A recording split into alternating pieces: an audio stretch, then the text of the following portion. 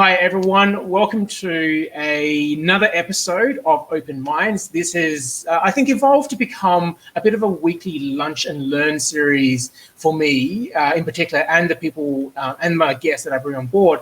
And for anyone who might be new to this, I found it really intriguing to have these types of discussions now and just be able to work through and talk through new ideas and new discussions and sort of open open our minds as a result of that, as opposed to what can often be on videos on LinkedIn, which is a little bit more of a one-way type of a here's 5 tips type of thing. I think sometimes there's a great joy in just learning new perspectives and working through new ideas as we go along. And so that's the aim of these series. If this is something that you find interesting, please, grab a lunch and come along every Friday at noon at around 12 o'clock in Melbourne time. So please follow and subscribe for hopefully more to come. And of course, if there's topics that you want to discuss as well, please drop me a message. I'd love to continue to talk about all sorts of topics, anything to do with mindset, leadership, social impact, social change, and also like sort of building forward into the future as well. So with that out of the way, today I would like to welcome Kimberly Ficklin. Got that out. Kimberly is a workplace wellness expert over in the States, and she's also the host of the Happy, Healthy Workplace podcast, of which I was a delighted guest on a couple of months back as well. And so Kimberly in particular has been talking a great deal around workplace, around mental health, around wellness, and in particular around trust and psychological safety as well. But with that out of the way, let me throw over to Kimberly. Hi, how's it going? Please tell us a little bit more about what you do. Yeah, hi, it's going great. Thanks for inviting me, Scott. I'm so happy to be here today. Talking about what I'm passionate about, and that's psychological safety in the workplace, just well-being in the workplace. And for those of you who don't know me, I am the world's first and only workplace well-being Scrum Master. And I help companies and workplaces design, cultures and companies where people really want to work, profitable businesses where people really want to work. And so that's what I do. And I do that with the Scrum process, which is a lot of fun. But what I really like to talk about is, the little things in the workplace that we really don't think about a lot. So that's Absolutely. What really brings this conversation up. Years ago, I didn't have psychological safety, but I didn't know what that meant. Yeah. Didn't know the word. Heard it. Yeah. So let's get into that a little bit, because I know in some of the recent posts, and actually a lot of your discussion is around that idea of trust and psychological safety being key pillars of what fosters that happy, healthy workplace. As always, I always like to take a slight step back from this and just kind of ask the question, what is your definition of trust? What is your definition of psychological safety? Like, what are the differences between the two? Great question. That is what I just posted on LinkedIn the other day. What's the difference? We often get those two confused, and or we don't even really know what they mean. We think we know what they mean. So I'm going to actually give you the specific definition of trust and then of psychological safety, and then we'll go into what that means in more simple terms. So trust is the reliance on integrity. Fire throat. Reliance on the integrity, strength, ability of a person or a thing, or your confidence in that thing. Okay. Yep. Psychological safety is the belief that your environment is safe for interpersonal risk-taking. Mm-hmm. Okay. So those go hand in hand, but they're also not the same. Yeah. Okay. I get the initial, my initial reaction to that is that trust is from, I guess, as an individual, trust is sort of from within, me out, I trust out. And then psychological safety, as per that definition, is more almost the outside in some ways. Would that be accurate? It is very close. So trust would be, will you give others the benefit of the doubt when you take a risk? Right. So, for example, like Brian's probably going to get really mad at me or freak out if I disagree with him. well, then that's my trust issue. Now, it may be that Brian caused a lack of psychological safety in the workplace that caused me not to trust, but the trust part is something that is my personal responsibility. Does that make sense? Yes. There's almost like I still come to this sort of component of, it's almost like trust is the thing that I give, and psychological safety is the receiving from the other person, is the receiving of that gift, and whether or not I trust you enough to give me my gift of trust, so to speak. Mm-hmm. Mm-hmm. Yeah. So the opposite side of that psychological safety is, will others give you the benefit of the doubt when you take risks? So, this in simple terms, like my team expects me to speak up because that's how we do things here. Yeah. Okay, so that's psychological safety. Yep. But our discussion has been before the chicken before the egg. So which one really comes first? Yeah, there's a thing that you've brought up before in another approach, because I just want to get into that definition a little bit more. You describe, I believe, 4 stages of psychological safety. Yes. Can you just go through that as well, and then we'll get into the chicken and egg discussion? Absolutely. So I'm going to bring up a book, a reference book for everyone. This is Dr. Timothy Clark, who wrote a book called 4 Stages of Psychological Safety. Now, I'm going to tell you what they are today, but if you want to really dive deep into it, this is a good resource right here. So the 4 stages, number 1 is inclusion. Okay, and what that means is that, say, Scott, you just got a job and you come into the workplace for the first time. Are you included? Is there admittance for you in a safe space? Do you feel psychologically safe around the fact that people are accepting you when you come to this workplace? Mm-hmm. So inclusion is number 1. Yep. Number 2 is learner safety. So that is, do you have safety around being able to learn and to make mistakes? Mm-hmm. Okay, so that's really important to us, because we want to know that if we're going out and learning things, then if we don't always get it right, that we're not going to get yelled at or berated or, that kind of stuff. So number 2 is the learner safety. Number 3 is contributor safety. And so what that means is you could have inclusion safety. So when you got there, everybody kind of said, "Hi, Scott, how you doing?" And you felt good. And you start learning things. And if you make mistake, maybe your supervisor or whatever says, "That's okay, let's sit down and get it, knocked out, no big deal." Contributor means, do you feel like a full member of the team? Okay, so as that, are you able to go in and have conversations with other people about things and be very transparent as a full member of the team? Mm-hmm. So contributor safety. Mm-hmm. And then the 4th one is challenge safety. Mm-hmm. So what that means is, can you challenge the status quo? Are you allowed to speak up about things that you may not agree with and still feel safety around that? Yeah. And so in listening to that, these are, as you said, like 4 pillars of psychological safety that I presume the higher up you go, the easier it becomes for someone to be able to give trust within that. Do you mean as far as working through the stages goes? Oh, absolutely. If you can hit every stage in a workplace, then you're going to come out with a very successful employee on the other side. And by that, I just mean happy, healthy, succeeding in the job, excelling in the job, those kind of things. Yeah, for sure. So thank you for that definition, because it's always useful, I think, to obviously think through and hear about the different stages of it. So coming to the crux of what we wanted to talk about today, which is the chicken and egg component of it, I think for me, I remember when I originally listened to you or read about your posts around trust and psychological safety, I remember thinking, well, in order for psychological safety to exist, there has to be, it comes down to individuals, it comes down to people, right?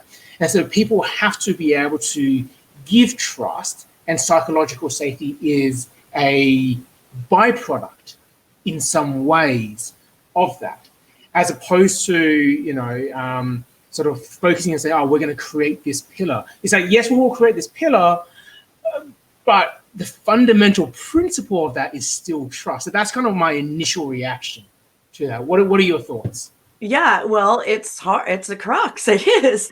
Because how do you accomplish both things if one is from the inside and one is from the outside? And really, you only have control over one, the trust part of it, right?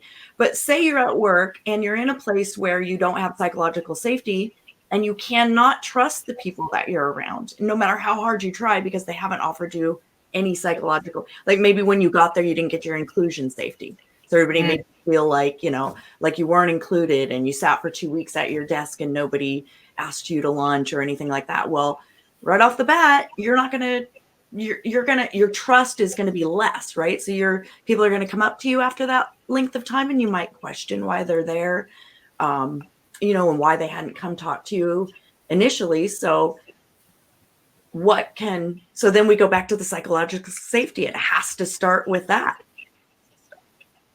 Right? But within that, yeah, I mean, absolutely yes. But I guess I'm also trying to think that, from the flip side of that, the person who didn't come up and say hi, like, is that because that person didn't trust that they could give their trust to someone new? They didn't know how to break that. And so it still fundamentally comes down to that core, at that individual level, that, like, me being the person who was welcoming a new person there, I have to trust that I can talk to a new person as well. And then by doing that, we're building a bridge of psychological safety. That's very true. So psychological safety and trust is building relationships, really. And a relationship sometimes causes people anxiety. New relationships cause people anxiety, right? So like you just mentioned, maybe the person hasn't come up and had a conversation yet, or that, because they also don't trust, right? So that is a very, very good point, because this is relationship building. And so within that, one of the big questions that comes to mind for me now following this discussion is this idea of who's responsible then for building this type of trust. Because I know that often I sort of see that by being able to put a structure and a label around some things, there can be an effect where it's like, oh, well, someone's responsible for building, say, that first stage or the second stage of trust. But who is responsible for that? Is it down always at the individual? Is it a leader? Like, who gets that ball rolling? Well, I think it has to be the organization. I think it has to be something that a psychological safety has to be something that is in a mission and vision statement, and that is from the very from day one. So when you're reading as an applicant to a job, when you're reading their website, when you're reading their job requirements and things, you're already getting a good indication of whether you can trust this company or not, just by the words they say or whatever, right? So if in even just your presentation to applicants, you're beginning to teach them that they have psychological safety in your workplace before they've even ever stepped into it. And that's verbiage, words you use, things that make people feel better. That could be the start. That could be the start right there. The person then has to go in and trust, even if they've had a really bad job before, that this job won't be the bad job. So maybe it is that it's both. Maybe it's both. It is a little bit of both here, Scott. So as people ourselves taking on responsibility, how do I say this without, like, let me think about how to say this for a minute. So often we just run off and we get jobs because we need a job, and we don't really look at the job. We don't check things out. We don't vet them, right? Because we just need to get a paycheck. But if we trusted ourselves enough, we would go out and vet, and we would get the jobs that we actually want in the companies that we feel like their culture will fit us based off the verbiage they're saying, their website, in reviews, whatever, right? And so then we have to trust ourselves. So now we're going to walk into the workplace with this sense of trust. That's our personal responsibility. And we're going to expect that employer is going to come through with all the things they've told us that they would. Yes. I really liked how you described that initial, almost like friction point of someone entering into a workplace. And what's come to mind for me is that whilst trust and psychological safety fundamentally is a human-to-human interaction. It's about, it's relationships, as you said. Yeah. There is something about this idea of putting a bit of structure around some of those initial friction points that encourages specifically trust. It's almost like not forced or coerced in a negative tone, but kind of like if we do have a welcoming ritual of some sort, it's a demonstrated way for people who are inside the organization to extend that trust. Because otherwise, if they didn't have something like that, and we only leave it up to the hope that individuals, like employees or leaders, will reach out to someone, you might miss that initial point. So that, to me, gives an interesting, I guess, language dynamic between like natural relationship trust and almost like constructed trust that isn't easy in. Yeah. Yeah, and I think you mentioned something like that on my post too. So I guess, my answer to that is that in a workplace, we need structure, we need stability, and employees need to know what to expect, and transparency. So there absolutely should be onboarding processes that help inclusion safety. And those things should, and there has to be a process for it so that everybody gets it by a certain time.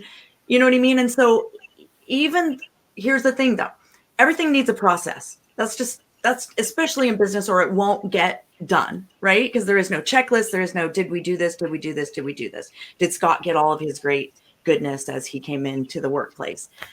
It'll just, and if it's just one person that's doing it, Kimberly, the HR lady, as soon as, or man, sorry about that, whoever it is, if that person leaves, now there is no process anymore. So if this person that was in HR really, really cared about psychological safety and inclusion safety, and it was their job to create that when somebody came in, and they did a really great job of it, but now they're gone, and the company didn't really incorporate it. They didn't make it part of, again, I go back to the mission and values of the company. We value psychological safety of our employees. That means we have processes in place by which to ensure that these 4 stages of psychological safety are met in our workplace. And we do that by X, Y, Z, whatever that looks like. So although I get what you're saying, that, if it's a process, is it not sincere, I think is what you're maybe saying. It can, I think it still can be sincere as long as you have the right employees in place that are helping contribute to the psychological safety. That makes sense. Absolutely. And I'll come to that point in just a moment. I know we've got a few people who are watching at the moment. So if anyone has any questions for us talking about trust versus psychological safety, please leave a comment. We'll bring it up on stream, and we'll have a bit of a chat about it as well. To come back to your point about I don't think it's so much insincere as the idea of sometimes it is useful to put a bit of structure in place that encourages it. And what's actually come to mind is a bit like icebreaker activities in a workshop environment, right?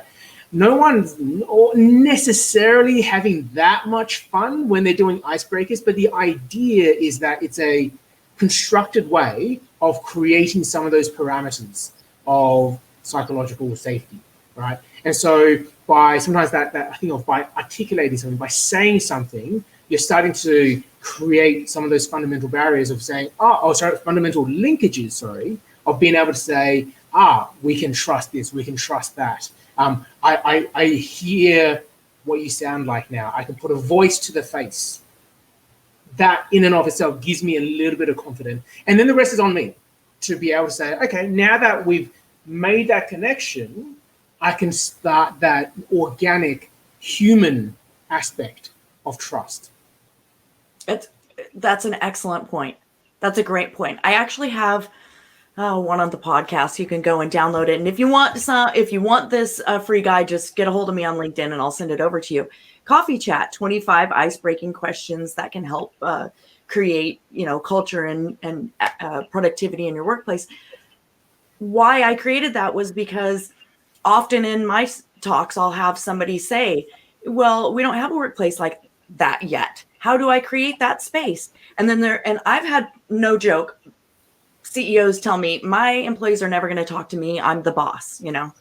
So that's a whole nother story of lack of psychological safety. If you're calling yourself the boss, then I promise your employees think you are the boss. And that's not going to change. And they will not come and talk to you and share with you because you need to change. That's your trust issues there.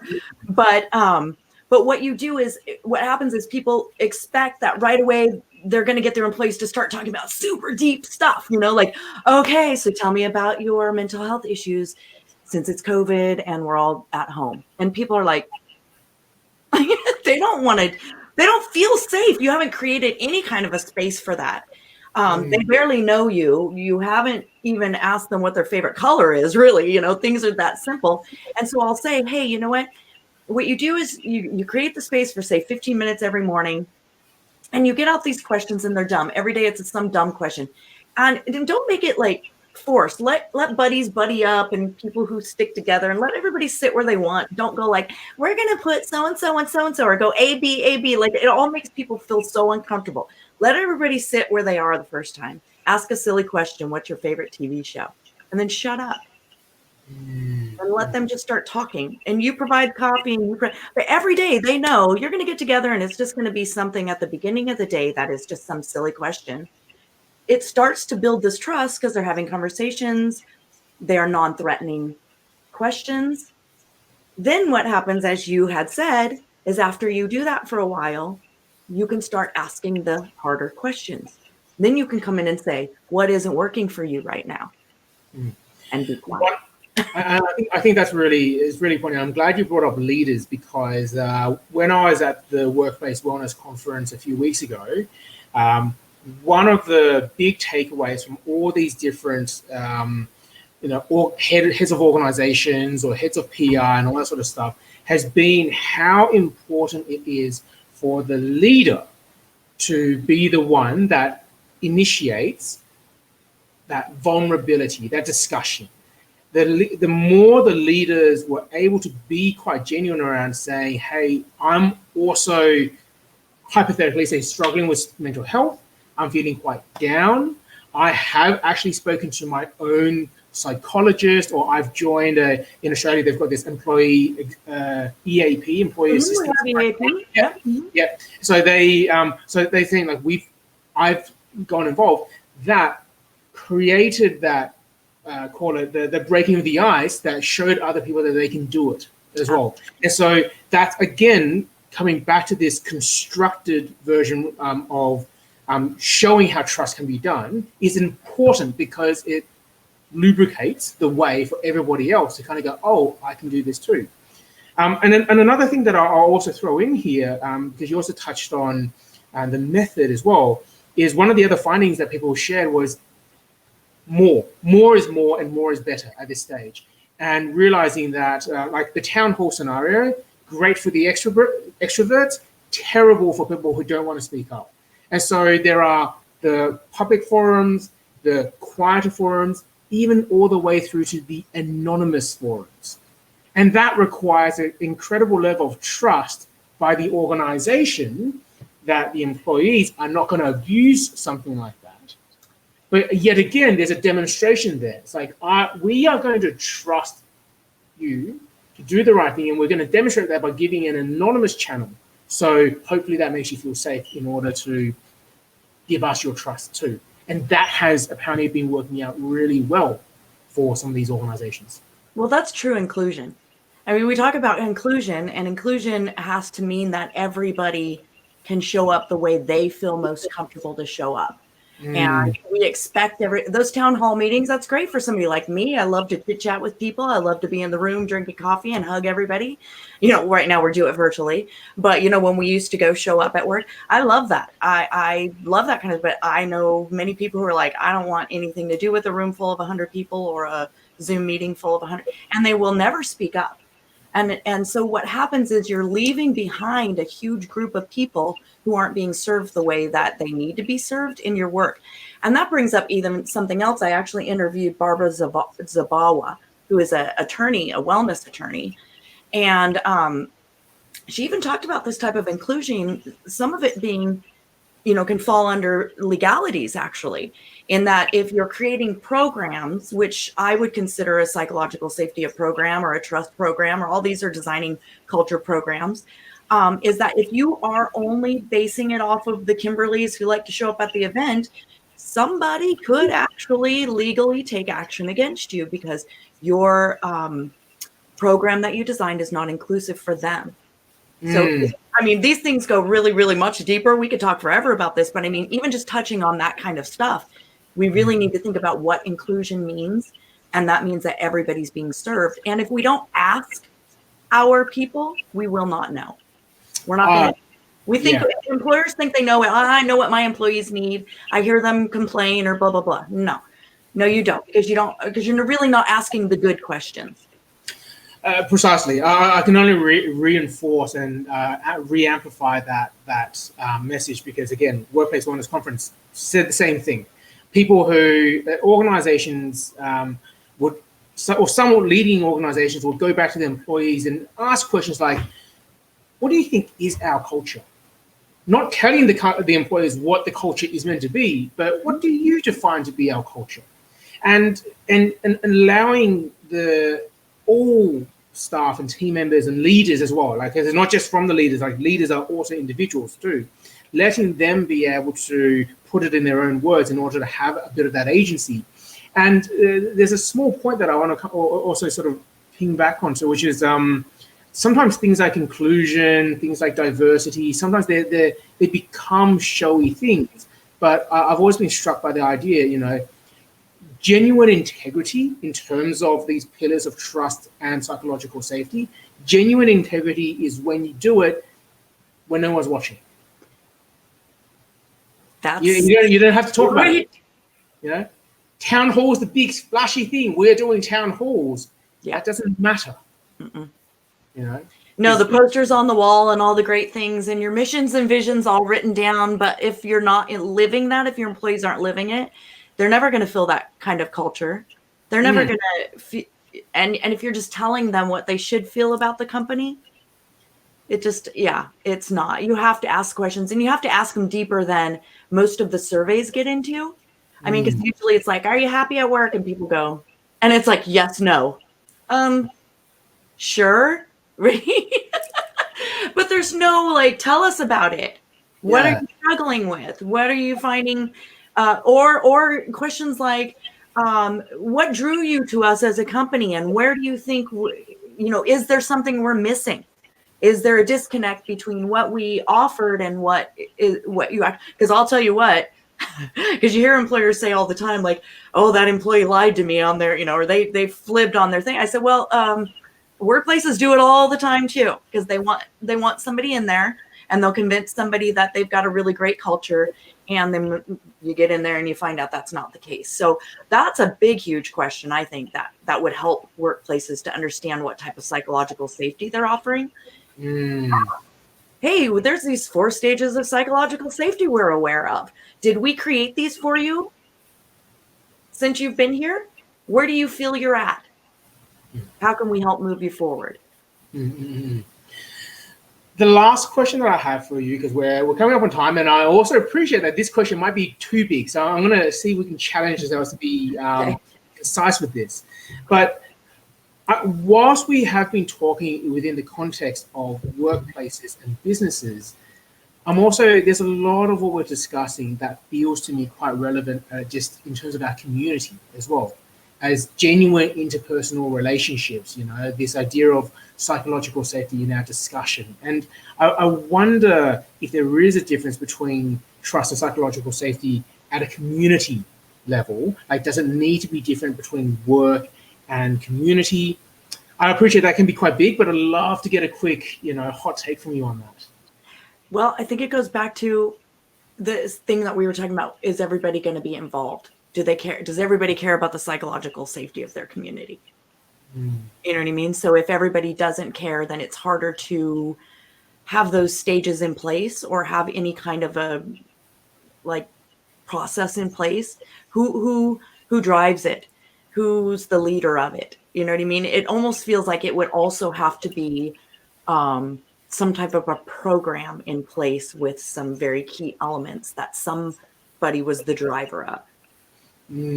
Well, but then within a community setting at an interpersonal level, and I think this brings us all the way right back to chicken and egg, is that let's say there is no organization, then and it is me being as responsible as I can possibly be as an individual in a network of friends and colleagues and whatnot. In some ways, it is on me as an individual to try and create psychological safety for other people too. Of course, yeah. And then I have to trust other people in order to say, look, I'm going to create this, and I trust that you're reciprocating kind, and thus we can build our own bridges of psychological safety. So I think you just answered our question. I think it's trust. It has to be each individual one of us trusting, and then learning from our mistakes so that we can trust further.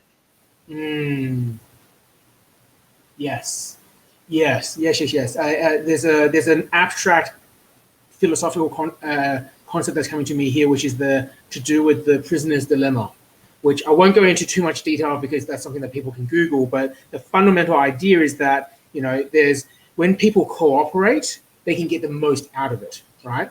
But if people attack each other, then nobody wins, right? It's a lose-lose situation. But when like all these computer modelers and data modelers that run the model, the most ideal tit for tat type of a situation with the prisoner's dilemma scenario is that people do forgive, and we assume as a baseline that we can trust each other. If our trust is abused, then yes, we do have to kind of put boundaries, but it don't leave the boundary there.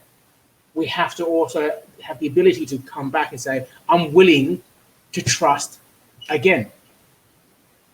And that does take a bit of effort and courage as well within us. Absolutely. I would like to think that, 98% of us just continue to trust again, even after we've been burned sometimes. And then there's just some people who have just been hurt so much that they're just injured in a way that they need probably some therapy or something to move them forward. But I think that, I've said a million times, I can't believe I just did that again. I can't believe I just trusted that person or something like that. So, and you know what, here's the other thing. I don't beat myself up about things that have happened. I try to learn from them. So if I have trusted someone and they haven't turned out to be exactly who I thought, rather than resenting it, rather than not going out and trusting the next person, I try to take a step back and analyze why. First of all, like if it's a relationship, why I got into that relationship, what drew me to that person, what were the red flags that I could have paid attention to that I didn't, and then the next time I can apply some of that stuff when I meet the person.